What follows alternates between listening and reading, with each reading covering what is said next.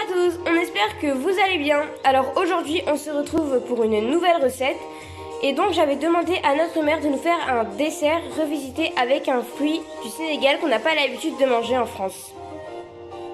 Donc elle a donc décidé de mettre à l'honneur aujourd'hui le fruit du baobab. Pour ce faire, j'ai décidé de vous proposer ma recette de tarte aux framboises posée sur son lit de baobab. Pour cette recette, vous aurez donc besoin, d'abord pour faire la pâte, de 140 g de beurre, un œuf, 200 g de farine, 100 g de sucre glace, 45 g de poudre d'amande, 30 g de fécule de maïs, c'est équivaut à 3 cuillères à soupe à rase, un œuf, 2 pincées de sel que j'ai mis là à côté du beurre, plus n'oubliez pas le papier sulfurisé qui vous servira à aplatir la pâte et la mettre au frais pour 1 heure minimum.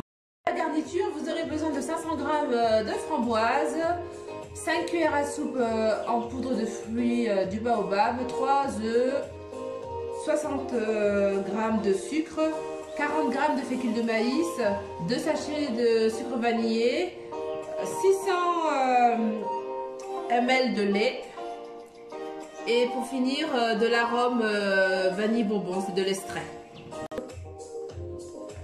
La farine, commencez. Ensuite, vous ajoutez la fécule.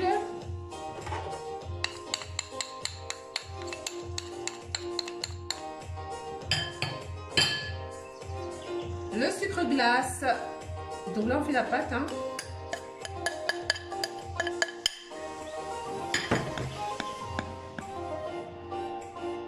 Le beurre,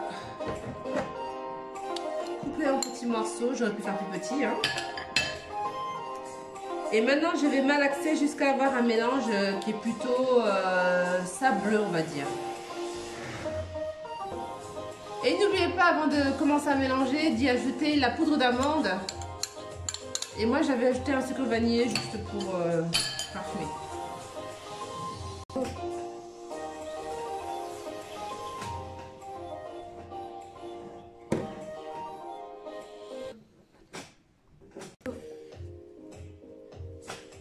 Je vais te faire goûter.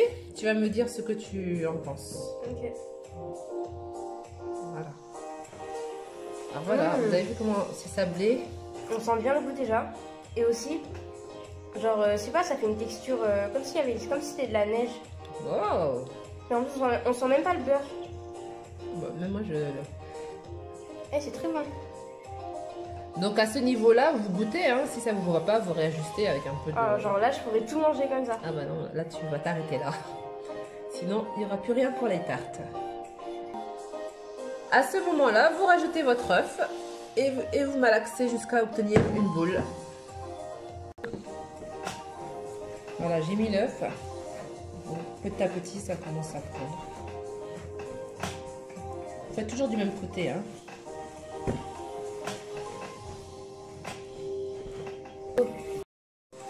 Voilà, la pâte est devenue une boule à force de malaxer. Mais je continue encore quelques secondes. Parlons un peu du baobab. Le baobab, c'est un arbre que moi j'ai eu la chance de voir au Sénégal plusieurs fois. Mais autant vous dire, cet arbre-là, il ne s'appelle pas baobab pour rien. C'est un arbre gigantesque, magistral. Son faux est appelé pain de singe ou communément appelé bouillie au Sénégal. On en fait des jus, on en fait des glaces, on peut le sucer comme ça, hein, tout de suite sorti de son fruit. Bon, c'est un arbre qui est connu là-bas. On l'appelle l'arbre pharmacien ou l'arbre de vie. Son fruit est appelé le fruit aux 1000 vertus. Donc vous avez compris que c'est vraiment un ingrédient qui peut vous apporter beaucoup de vitamines, de nutriments, qui améliore la croissance des enfants, qui améliore la vitalité, beaucoup de vitamine C, facilite la digestion. peut gérer la prise de poids par exemple. Enfin bref, je peux pas tout vous dire lors de la vidéo, mais sachez que le baobab, c'est vraiment un fruit qui vous fera que du bien. Donc la tarte, c'est la même chose.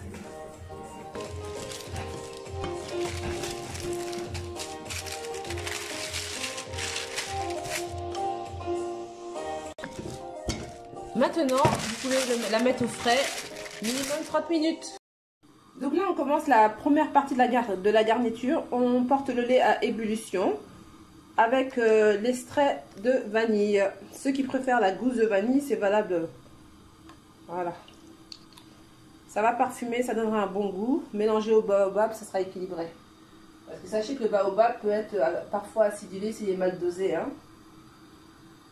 Une fois que c'est à ébullition, vous coupez, vous arrêtez le feu. Deuxième étape, vous mélangez les œufs pour commencer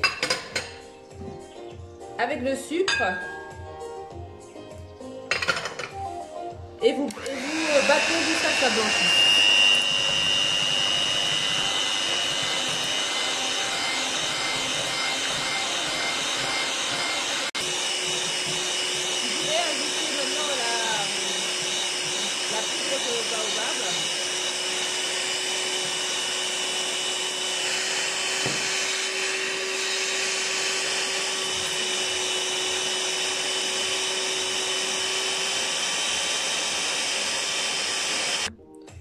Après avoir mis la poudre de baobab, maintenant vous ajoutez la fécule. Bon, là je vais avoir un problème, j'ai pas préparé ma cuillère.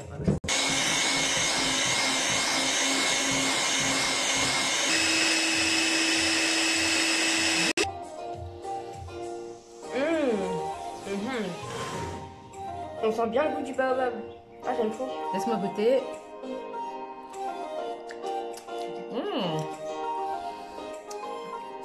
C'est légèrement acidulé, c'est nickel. Waouh, j'ai hâte de terminer. Vous ajoutez le lait qui a déjà été porté à ébullition avec la vanille et vous continuez de mélanger. Mélangez et vous allez le remettre sur le feu jusqu'à épaissir la préparation directement sur le feu.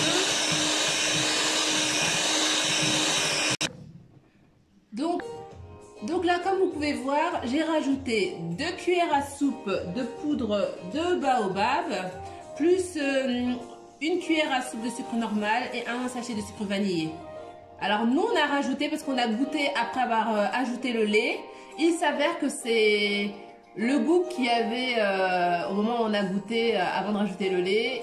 Il est devenu très léger, super léger. On sentait vraiment moins le goût du baobab. Comme nous on aime ça, on en a ajouté. Mais vous aussi, vous pouvez, si ça vous plaît, vous pouvez laisser la recette telle que je vous l'ai présentée dès le départ. Mais si vous préférez quelque chose de un peu plus acidulé, rajoutez du baobab, 2 cuillères à soupe, ça c'est largement suffisant. Voilà.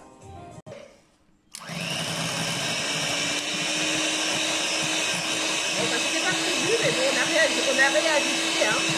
Voilà, le charme de la cuisine, c'est ça, de la pâtisserie, on réajuste, on fait selon le goût.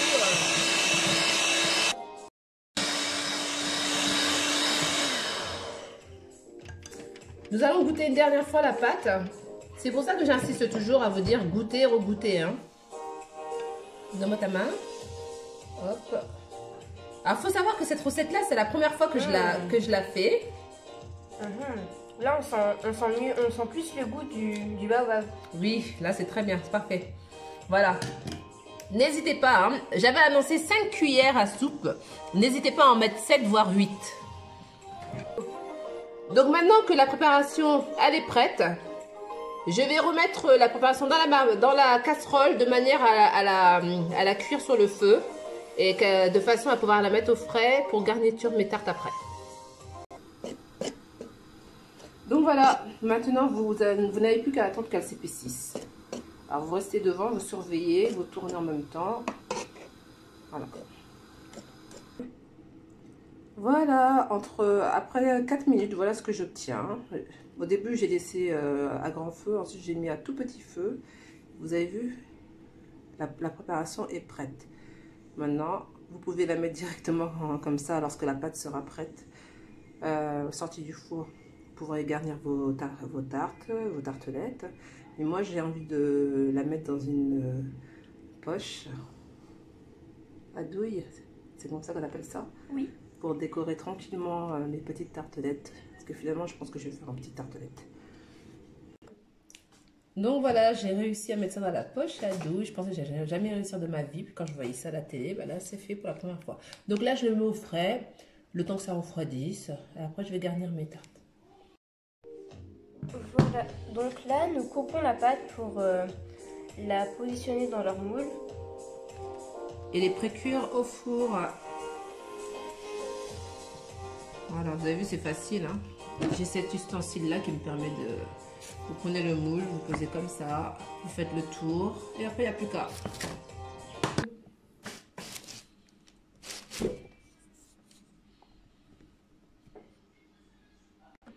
Oui, je tenais également à vous montrer l'épaisseur de la pâte. Vous voyez, 3-4 mm, hein, presque un demi même.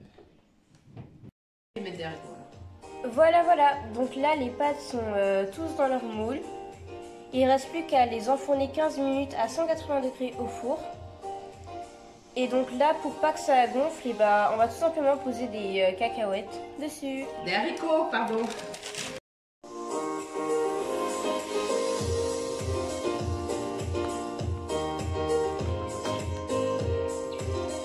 Ah ouais, c'est beau.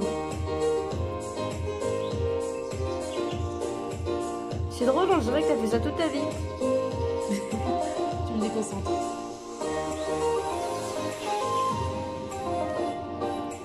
En plus, c'est bien appliqué.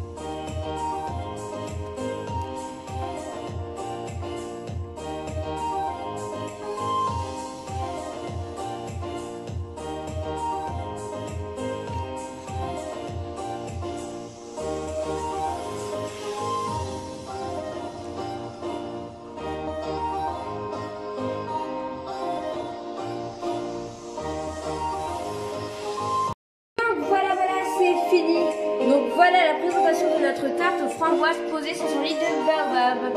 Alors je ne vous cache pas que j'ai pas pu m'empêcher de goûter et vraiment je vous invite à faire cette recette parce que c'est un pur délice. On vous laisse observer. Et surtout n'oubliez pas de liker, vous abonner, partager et commenter parce que ça fait toujours plaisir. Merci, j'espère que vous serez satisfait de la recette.